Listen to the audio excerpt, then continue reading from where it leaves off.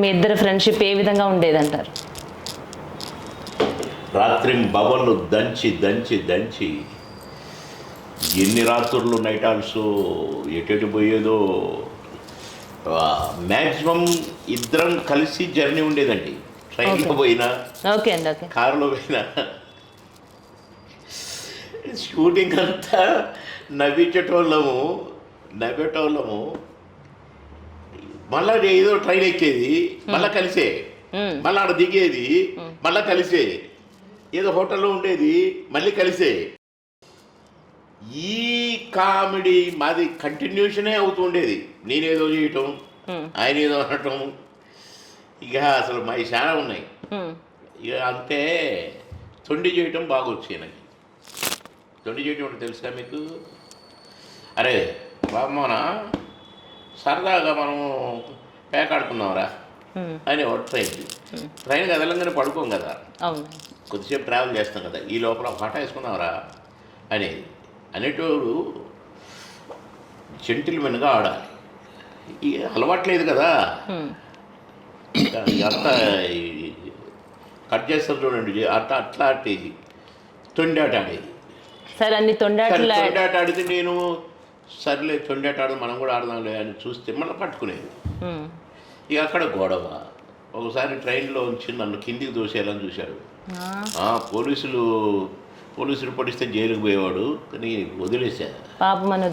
సరే, ఇంకా కొంచెం ముందుగానే అది కట్ చేసి చెప్పినాను అనమాట, నీకు సెన్సార్ ప్రాబ్లం ఉంటుందని. సరే, ఏమి సార్ మాట్లాడరా మీరు? నిజమండి, నేను నిజంగా నన్ను. సార్ చెప్పండి సార్, మీ నోట్ వింటాను నేను. ఒక్కసారి మీ ఇద్దరికి సంబంధించినటువంటి ఏదైనా ఒక మంచి సిచ్యువేషన్ చెప్పండి. చాలాసార్లు చెప్పాను, పెద్ద ఇన్సిడెంట్ అది. సార్, తిరుపతిలో బయలుదేరి రాజమండ్రిలో దిగాలి. తిరుపతిలో బయలుదేరాం, రాజమండ్రి దిగాలి. ఆ ట్రైన్ ఏదో ఉంది పేరు. నా అన్న వచ్చింది, దిగు అన్నాడు. సరే దిగిపోయాం. పొద్దున్నే 5 ఆ ప్రాంతాల్లో దిగేటప్పటికి 10-12 ప్లాట్ఫారంలో పెద్ద స్టేషన్ కనపడుతుంది.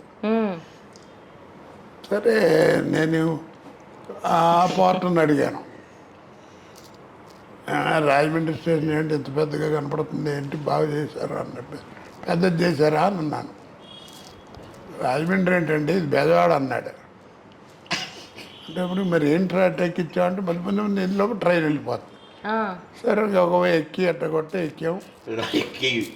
పక్కన బిస్తర్ ఒకటి తీరా అట్లా దింపేమిటారంటే, ఏం లేదన్నా, ఆ బెజవాడ బ్యారేజ్ సౌండ్ని రాజమండ్రి బ్రిడ్జ్ జంపుకుని దింపేశాడు. అయ్యో, దింపేసి నేను దిగట పెట్టేశాడు. వాడు చెప్తున్నాడు, నడువున్న బెల్ట్ తీసా, పొద్దున్న కొట్ట అన్నాడు. సరే మానేస్తాడు. అంత కోపం వస్తే సామాను లాగే ఇవన్నీ పట్టుకుని ఎక్కడ అంతగా దూకాం, అంతగా వచ్చాం. మళ్ళీ ట్రైన్ ఎక్కగలిగారా సార్? ఎక్కేశారు. ఎట్టా కొట్ట ఎక్కేయటం, లేకపోతే ఎవరినో బతిమాలు చేయని లాగమంటాం. సరే, ఇప్పుడు సినిమాల్లో నటించాలంటే వాళ్ళు హీరోలు కానీ, హీరోయిన్స్ కానీ, పెద్ద పెద్ద ఆర్టిస్టులు కానీ, కమెడియన్స్ కానీ, వాళ్ళన్నీ డిమాండింగ్స్ ఉంటాయి. వాళ్ళకి ముందుగానే కారు పంపించాలి, రకరకాల ఫెసిలిటీస్ అన్నీ ఉన్నాయి కదా. అప్పట్లో మీరు నటించినప్పుడు మీరు ఇంత పెద్ద సెలబ్రిటీస్గా మీరు చాలా మంచి క్యారెక్టర్స్ చేస్తూ పెద్ద హోదాలో ఉన్నారు కదా సార్, మీకు అప్పుడు ఎలాంటి ఫెసిలిటీస్ ఉండేవండి? ఎందుకంటే నీకు అప్పుడు లేవని నీకు తెలుసు కాబట్టి. కాదు సార్, ఇప్పుడు మీరు సంఘటన చెప్తున్నారు కదా, ట్రైన్లో ఇద్దరం కలిసి జర్నీ చేస్తూ అది వచ్చింది దిగిందంటే. ఇప్పుడంటే షూటింగ్ ఇప్పుడు మాకు కరెక్ట్ 7 o'clock ఉండేదండి హైదరాబాద్లో. మీ షూటింగ్ చూసుకొని గబక్కన పోయి 7 గంటలకు అది ఎక్కి మాకు గౌతమ్ ఎక్స్ప్రెస్ అంటే మాకు పండగ. ఎందుకంటే ఇక్కడ పడుకున్న మాకు నైట్ ఎవరు మమ్మల్ని డిస్టర్బ్ చేయరు. డబ్బింగ్ పిలవరు, షూటింగ్ పిలవరు. కనుక నైట్ హాయిగా పడుకుంటాం, పొద్దున 6 గంటలకు అక్కడ లేస్తాం. సంతోషంగా ఉండేది ఒక పక్క. మేము రాజమండ్రి అంటే మాత్రం ఖచ్చితంగా మేము అట్లా ట్రైన్లకే ఎక్కువ ప్రిఫరెన్స్ ఇచ్చేది. అంటే అప్పట్లో రాజమండ్రికి వాటికి ఫ్లైట్లు లేవండి. ఎక్కడికి వెళ్ళాలన్నా ట్రైనే కదా. ఎంతసేపు చూసినా ఫ్లైట్ అంటే వైజాగ్, తిరుపతి, తిరుపతి కూడా పెద్దగా ఎక్కేవాళ్ళం కాదు. ఎందుకంటే తిరుపతికి వెళ్ళాలంటే అక్కడి నుంచి అన్న ఏ మెడ్రాస్ అంటే ఫ్లైట్ ఎప్పుడైనా ఎక్కేవాళ్ళం. కానీ జనరల్గా తిరుపతి నుంచి ఏదో రాజమండ్రిలో ఇటు రావడం జరిగేది. ట్రైన్లే అప్పుడు ఎక్కువ. ఏది దొరికితే అది ఎక్కేదండి. ఓకే అండి, ఓకే. ప్రొడక్షన్ మేనేజర్ కూడా మాకు ప్లాట్ఫామ్ టికెట్లు కొని ఇదే టికెట్ ఇగో అని ఇచ్చి వెళ్ళిపోయేటోళ్ళు. అయ్యో అయ్యో ఇక అసలు మరి అలాంటప్పుడు ఆ ప్రాబ్లమ్స్ ఎలా ఫేస్ చేసి ఆ రోజుల్లో సార్ ఇప్పుడులాగా టికెట్లు వేరేగా ఉండేవి కాదు. ఇలా ఇప్పుడు ఎంత కార్డు సిస్టంగా. అప్పుడు ఊరికి ఇంత ప్లాట్ఫామ్ టికెట్ మెయిన్ టికెట్ కూడా ఒకటిగానే ఉండేది. టికెట్ అంతా ఒకటే. గబగబా ట్రైన్ ఎక్కే బయలుదేరేటప్పుడు ఇదిగోండి టికెట్ అని జేబులు పెట్టేవాడు. సరే ఎక్కేవాళ్ళం.